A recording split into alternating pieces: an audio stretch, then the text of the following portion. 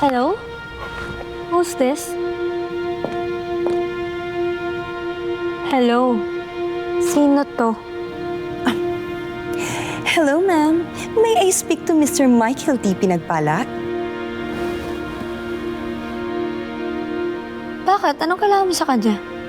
I'm Twinkle Marie and I'm calling in behalf of Speedy Cash Lending. At gusto ko lang sabihin that Mr. Pinagpala is qualified for personal loan na pwede niyang gamitin for travel, home improvement, medical expenses, and other personal plans.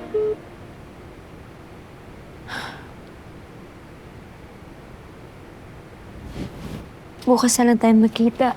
Ha? Ha? Ala, bakit? Sige, hatid na kita. Wag na.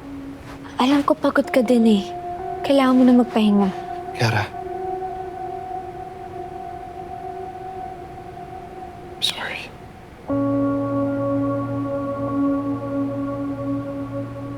Ba't ka nagsasorry? Hindi naman ako tuod eh. Alam ko naman na frustrated ka na sa relasyon nating dalawa. Tama ka naman eh. Ang dami-dami kong inisip, ang dami-dami kong ginagawa. At ang nasasakripisyo ko, ikaw.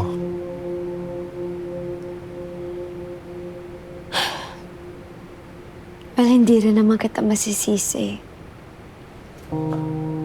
Because I was the one who put you in that situation, so... Ikaw na naman yata dapat talaga, no? Hindi natin madidiktahan ang tadhana kung sino makikilala natin sa buhay.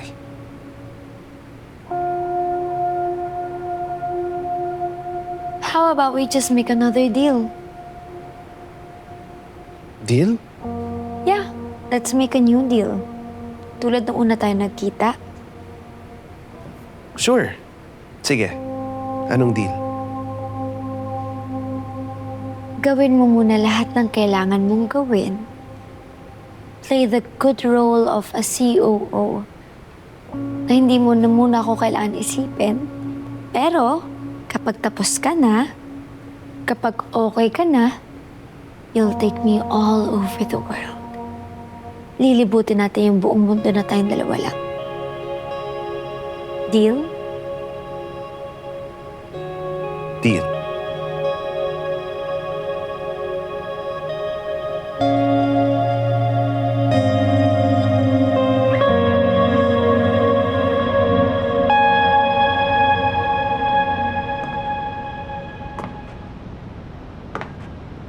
Bok, anong ginagawa mo? Bakit narinig ko para ka nagpapa 5-6 dyan? Sabi ko sa'yo, tawagan mo si Mikoy kasi he needs to get this new information. Si Kiara yung sumagot. Oh, magkasama sila ngayon. Baka naglalabing-labing yan.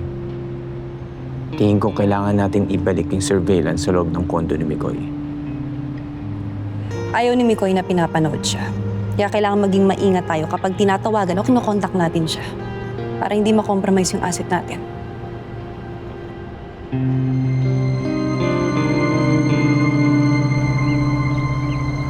Thank you so much, Angelito. Until next time, brother. You're the best. Tara.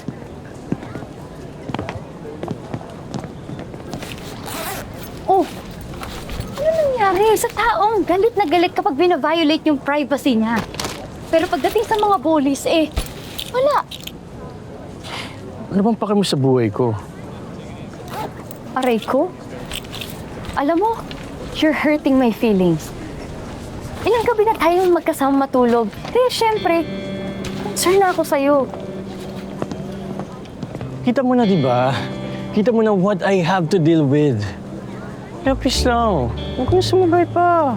Ang dami ko nang iniisip. Hindi ko na alam gagawin ko kapag sumabay ka pa eh. I am just being a friend who's willing to help you with those bullies. Alam mo, hindi ka hinaan ng paghingi ng tulong sa iba. And no joke, sabihin mo lang ako sasapak sa uwi na yun eh. Ano? Hindi na kailangan. Huwag ka na makisali. Saka huwag ka na rin makinigdag sa gulo. Kaya ko na to.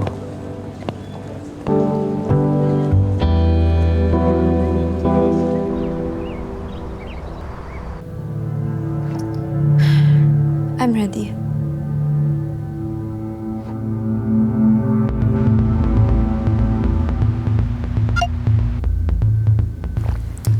Last night, we just made a big move against our enemies.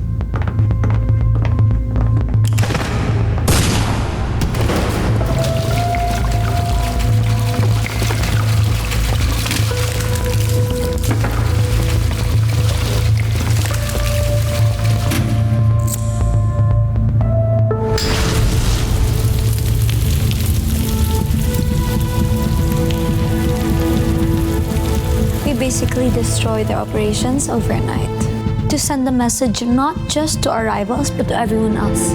Moraviano is here, and they better stay out of our way.